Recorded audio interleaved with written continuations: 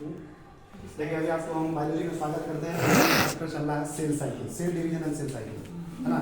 Cell cycle and cell division, topic का नाम है cell cycle and cell division. ये बायोलॉजी के अंदर चैप्टर है। इसमें भी हम पढ़ा रहे हैं फेज ऑफ सेल साइकिल। हम जानेंगे कि सेल साइकिल के दौरान कौन कौन सा फेज आता है, समझ में आ रहा। देखिए a typical eukaryotic cell is illustrated by human cells in culture। Eukaryotic cell मतलब वो सेल जिसके साइटोप्लाज्म में कैसा स्ट्रक्चर पाया जाता है, मेम्ब्रेन वाला। याद है, पहले बताया हुआ था इस चैप्टर में, मेम्ब्रेन वाला स्ट्रक्चर जिस सेल के अंदर पाया जाता है साइटोप्लाज्म के अंदर, उसी को कहते हैं यूकैरियोटिक सेल। क्या बोलते हैं? जैसे देखो माइटोकॉन्ड्रिया मेम्ब्रेन वाला होगा, गोल्जी बॉडी मेम्ब्रेन के साथ होगा, एंडोप्लाज्मिक रेटिकुलम मेम्ब्रेन के साथ होगा। और लिखा है किसी भी यूकैरियोटिक सेल को अगर इलस्ट्रेट करना मतलब एग्जांपल से समझाना है, उसको ह्यूमन सेल्स को अगर कल्चर मीडियम में रख देंगे इससे वो समझाया जा सकता है। आगे देखो, this cells divides once in approximately every 24 hours. कह रहा है ये जो ह्यूमन सेल है ना, प्रत्येक 24 घंटा में कितना बार डिवाइड करता है? एक बार। 24 घंटा में कितना बार डिवाइड करता है? एक बार। समझना मतलब का सेल साइकिल का ड्यूरेशन है, एक सेल डिवीजन करने में उसको कितना समय लग जाता है? 24 कितना लग जाता है?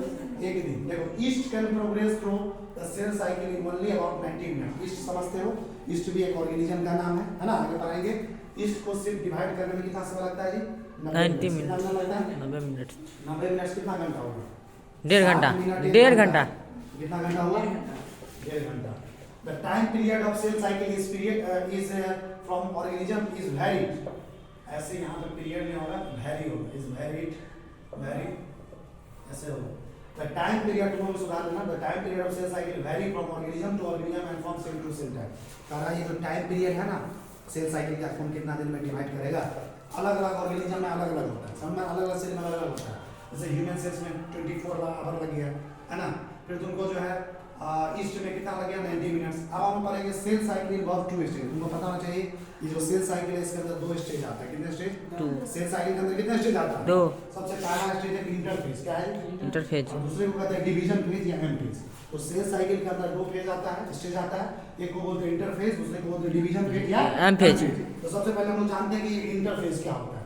Interphase is a phase between 2 successive M phase. देखो एम फेज का मतलब हुआ डिवीजन फेज, मतलब माइटोसिस फेज। 2 लगातार आने वाले माइटोसिस फेज का जो के बीच में, चलो this is phase between 2 successive phase. 2 लगातार आने वाले माइटोसिस फेज में एम फेज के बीच में जो फेज आता है उसको क्या कहते हैं? इंटरफेज। 2 लगातार आने वाले एम फेज के बीच में एक फेज आता है, उसको क्या बोलते हैं?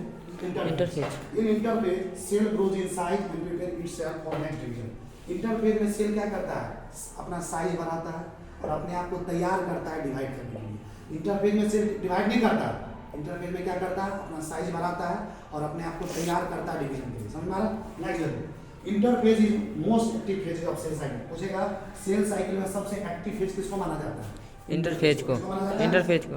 The interphase lasts more than 95% of the duration of cell cycle। मतलब इंटरफेज को खत्म होने में कितना सेल साइकिल का लग जाता है? 95। समझा? इसको खत्म होने में 95% से भी ज्यादा ड्यूरेशन लग जाता है। समझ में आ रहा? आगे देखो, a series of metabolic changes occurs during interphase। देखो इंटरफेज इन साइकिल करा सेल के अंदर मेटाबॉलिज्म में चेंजिंग आता है, मेटाबॉलिक चेंज आता है सेल के अंदर। वो किस फेज में आता है? इंटरफेज में। These changes were not visible under microscope। ये जो चेंजेस आता है, ये बदलाव जो आता है, ये माइक्रोस्कोप के अंदर दिखता नहीं, माइक्रोस्कोप के अंदर विजुअल नहीं है। So some scientist term interphase as इसी वजह से कुछ वैज्ञानिकों का मानना है कि इंटरफेज को कुछ वैज्ञानिक क्या कहते हैं? Resting phase. क्या बोलते हैं? Resting phase. क्योंकि इसके अंदर जो मेटाबॉलिक चेंजेस आता है वो माइक्रोस्कोप में भी नहीं दिखता, क्योंकि माइक्रोस्कोप एक ऐसा इंस्ट्रूमेंट है जिससे हम किसी भी छोटे छोटे चीज को देखते हैं। इसलिए कुछ वैज्ञानिक इंटरफेज को रेस्टिंग फेज भी बोलता है। क्या बोलता है? Resting phase. अगर इंटरफेस को किस और किस नाम से जानते हैं? Resting phase. Resting phase is the time during which cell is preparing for division by undergoing both cell growth and DNA replication. Interphase एक ऐसा क्या रेस्टिंग फेज एक ऐसा टाइम ड्यूरिंग सिचुएशन है जिस दौरान सेल क्या करता है? अपने आप को तैयार करता है डिवीजन के लिए। किसके लिए तैयार करता है? डिवीजन के लिए। कैसे डिवीजन के लिए तैयार करता है? वो अपना सेल ग्रोथ करवाता है और डीएनए रिप्लिकेशन। मतलब सेल ग्रोथ करवाने का मतलब क्या हुआ? सेल को ग्रोथ करवा के डीएनए एप्लीकेशन का मतलब क्या हुआ? डीएनए 2 गुना बन गया, 2 पार्ट हो गया डीएनए का, 2 भाग बन गया। सेल ग्रोथ करवा के और डीएनए एप्लीकेशन करवा के क्या करता है? अपने आप को तैयार करता है। इंटरफेज यानी इंटरफेज में 2 चीज होता है। कोई पूछेगा इंटरफेज में क्या होता है? 2-3 पॉइंट। पहला पॉइंट ये इंटरफेज में सेल अपने आप को तैयार करता है डिवीजन के लिए, है ना, अपना साइज बढ़ाता है उसके बाद इंटरफेज के दौरान क्या होता है, सेल का ग्रोथ होता है, विकास होता है। इंटरफेज के दौरान और क्या होता है, डीएनए रेप्लिकेशन। क्या होता है जी, DNA जैसे क्या है, आदित्य का रेप्लिकेशन हो गया, इसका मतलब आदित्य 2 आदित्य हो गया। अब समझ में आया, डीएनए रेप्लिकेशन हुआ तो डीएनए कट हो गया 2 आगे देखो, Howard and Pelc classified interphase into 3 subspecies. देखो एक हॉवार्ड नाम का वैज्ञानिक है, एक पेल्क नाम का वैज्ञानिक है, 2 वैज्ञानिक है, क्या नाम है हॉवार्ड, एक का क्या नाम है पेल्क। ये दोनों वैज्ञानिक इंटरफेस जो है ना, उसको 3 इंटरफेस के अंदर 3 सब स्टेज आता है। मतलब इंटरफेस के अंदर भी कितना स्टेज आता है, 3। 2 साइंटिस्ट का मानना है, हॉवार्ड और पेल बताएं कि इंटरफेस के अंदर भी कितने फेज आते हैं, 3 सब स्टेज आता है। सब मतलब इसके अंदर पहला का नाम है जी फेज। G one phase. क्या नाम है जी, जीवन फेज। पहला नाम क्या है, जीवन फेज। जीवन और जीवन का शुरुआत जीवन फेज से होता है। जीवन साथी फेज। देखो जीवन का शुरुआत कहाँ से होता है, जीवन का शुरुआत कहाँ से होता है, जीवन फेज से। जीवन फेज। तो कहता है ना सेल डिवीजन करना कि अपने आप को तैयार करता है इंटरफेज। सब इंटरफेज है ना, जीवन का शुरुआत कहाँ होगा तुम्हारा, जीवन फेज से। और दूसरा इंटरफेज के अंदर कौन आता है, एस फेज। क्या आता है जी, एस फेज। और लास्ट में कौन आता है, जी2 फेज। यानी इंटरफेज को 3 फेज में हम डिवाइड करते हैं। सबसे पहला कहलाता है जीवन फेज, दूसरा कहलाता है एस फेज, तीसरा क्या कहलाता है, जी2 फेज। इंटरफेज कितने तरह का, 3 तरह का। एक है जीवन फेज, दूसरा एस फेज और तीसरा जी2 फेज। और इंटरफेज कोई भी हो, इंटरफेज में 2 चीज हमेशा होता है, सेल का ग्रोथ होता है और डीएनए का रेप्लिकेशन होता है। समझ में आ रहा? और इतना याद रखो, जीवन फेज में पढ़ाएंगे हर सेल अपना जीवन का शुरुआत कहाँ से करता है, जीवन फेज से। हर सेल अपने जीवन का शुरुआत जीवन फेज से करता है। कैसे करता है वो हम बतलाएंगे उसमें।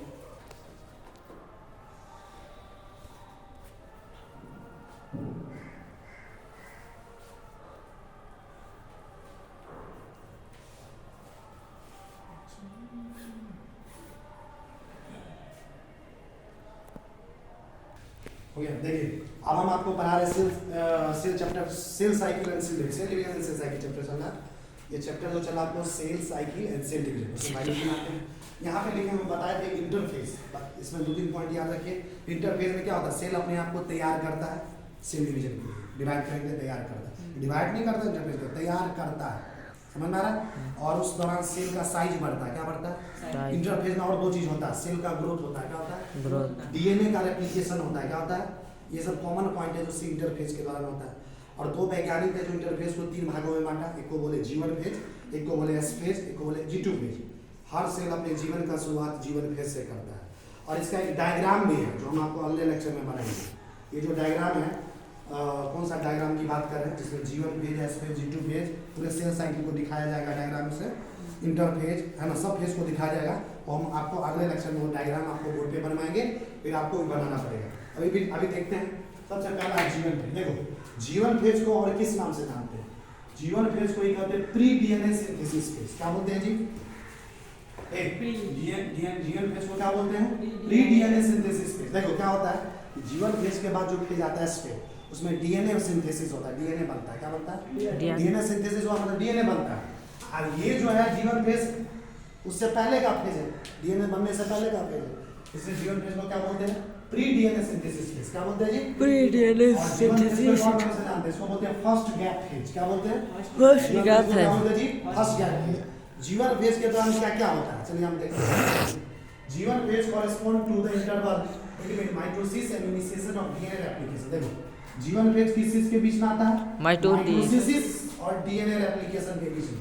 जब डीएनए 2 पार्ट में बट जाता है, 2 भाग बनाता है, एंड डीएनए का रेप्लिकेशन होता है। और जब माइटोसिस होता है, माइटोसिस और डीएनए रेप्लिकेशन के बीच में एक फेज आता है, इसका क्या नाम है, जीवन फेज। माइटोसिस और डीएनए रेप्लिकेशन के बीच के फेज को क्या बोलते हैं, जीवन फेज। के बीच में आता है।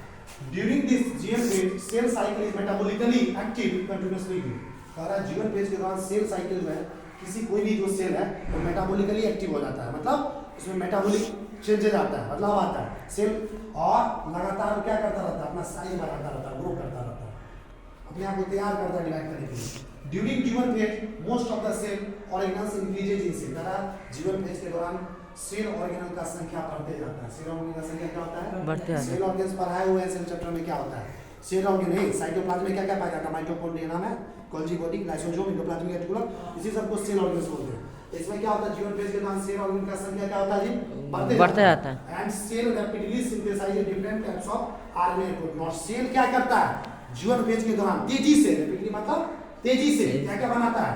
अलग अलग तरह का RNA, प्रोटीन, अलग तरह का क्या बनाता है? प्रोटीन्स। क्या कौन ऐसा फेज जिस दौरान प्रोटीन और आरएनए का बनता है? क्या बोलोगे? जीवन phase. Due to availability of proteins, synthesis of new protoplasm takes place in cell and it start growing inside.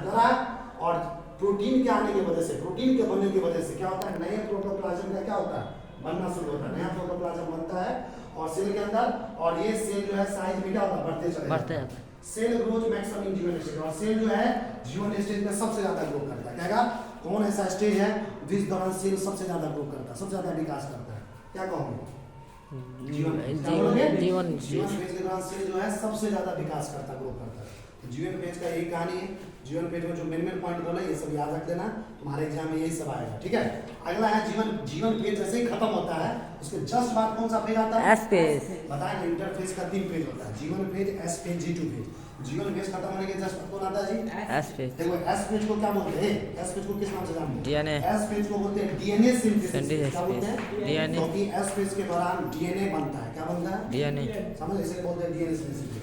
तो देखो क्या लिखा है, replication of nuclear DNA and synthesis of histone protein takes place in S phase. कह रहा है S phase के दौरान जो न्यूक्लियस के अंदर जो डीएनए पाया जाता है उसका क्या होता है?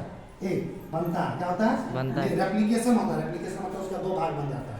और कौन सा प्रोटीन तैयार बनता है? Histone.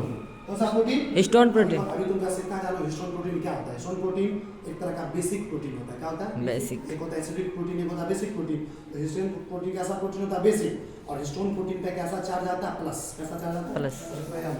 Replication of cytoplasmic DNA में आकर इन्हीं स्टेप से देखो, साइटोप्लाज्म के अंदर जो डीएनए पाया जाता है, उसका द्रव के अंदर जो डीएनए पाया जाता है वो उसका रेप्लिकेशन मतलब उसका 2 भाग बनेगा।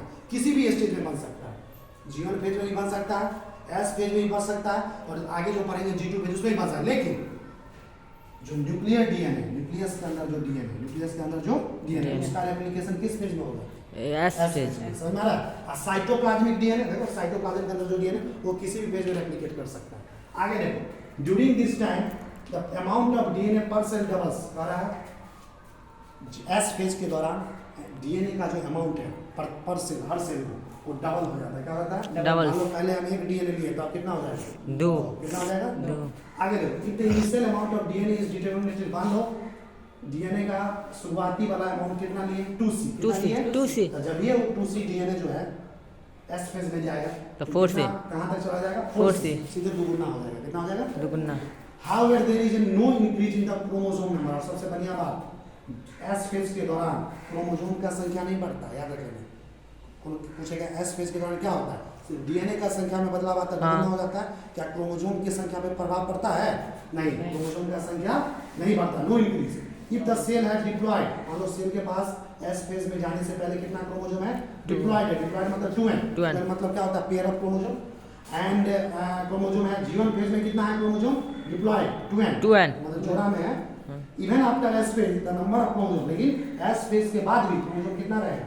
2n ही रहेगा। कितना रहेगा? 2n। जीवन फेज में भी 2n था, तो एस फेज के बाद भी कितना रहेगा? 2n। कहने का मतलब एस फेज में क्रोमोसोम की संख्या पे कोई प्रभाव नहीं पड़ता, सिर्फ डीएनए का अमाउंट डबल हो जाता है, डीएनए दोगुना हो जाता है। आगे देखो, S phase marks the phase of DNA replication and chromosome duplication. DNA content in chromosome between the देखो, एस फेज क्या चीज को बतलाता है? दर्शाता है डीएनए रेप्लिकेशन के फेज को, क्योंकि डीएनए इस दौरान रेप्लिकेट किया, अपना संख्या बढ़ा लिया, दोगुना। और क्या चीज बताता है? Chromosome duplication. क्रोमोसोम डुप्लीकेशन का मतलब क्या हुआ? क्रोमोसोम का संख्या कभी बदला नहीं। क्रोमोसोम डुप्लीकेशन का मतलब हुआ क्रोमोसोम का संख्या बदला नहीं। क्रोमोसोम डुप्लीकेशन का मतलब हुआ जो डीएनए कंटेंट है ना क्रोमोसोम के अंदर वो डबल हो गया। क्या हो गया? डबल हो गया। एक था तो कितना हो गया? 2। In animal cell during S phase DNA replication begins in the nucleus and centriole duplication in cytoplasm. कह रहा है एनिमल सेल जो होता है ना, हमको पता है सेल चैप्टर में 2 तरह का सेल होता है, एक होता है प्लांट सेल, एक होता है एनिमल सेल। प्लांट सेल को हिंदी में बोलते हैं पादप कोशिका, एनिमल सेल को हिंदी में बोलते हैं जंतु कोशिका। तो जो जंतु कोशिका है एनिमल सेल के अंदर एस फेज के दौरान जो डीएनए रेप्लिकेशन होता है कहाँ होता है? न्यूक्लियस में शुरुआत होता है। कहाँ होता है? एनिमल सेल का जो न्यूक्लियस है ना, उसी न्यूक्लियस के अंदर डीएनए रेप्लिकेशन का शुरुआत होता है, मतलब डीएनए अपना अमाउंट डबल करता है एनिमल सेल में। कहाँ? न्यूक्लियस के अंदर। कहाँ? और सेंट्रियोल डुप्लीकेट से एक स्ट्रक्चर और होता है, सेल चैप्टर में पढ़ा है। सेल चैप्टर जब हम खत्म किए थे, उसके अंत में पढ़ाए थे सेंट्रियोल। क्या पढ़ाए थे? याद करो, सीलिया, हाँ, फ्लैजेला। आ गया। हाँ। उसी में पढ़ाए थे सेंट्रियोल, कार्टविल लाइक स्ट्रक्चर, चक्का के जैसा स्ट्रक्चर होता है। समझ में आ रहा? सेंट्रियोल भी डुप्लीकेट्स करता है, मतलब सेंट्रियोल का भी मात्रा डबल हो जाता है, साइटोप्लाज्म में होता है। कहाँ होता है? कहाँ हो जाता है? साइटोप्लाज्म में।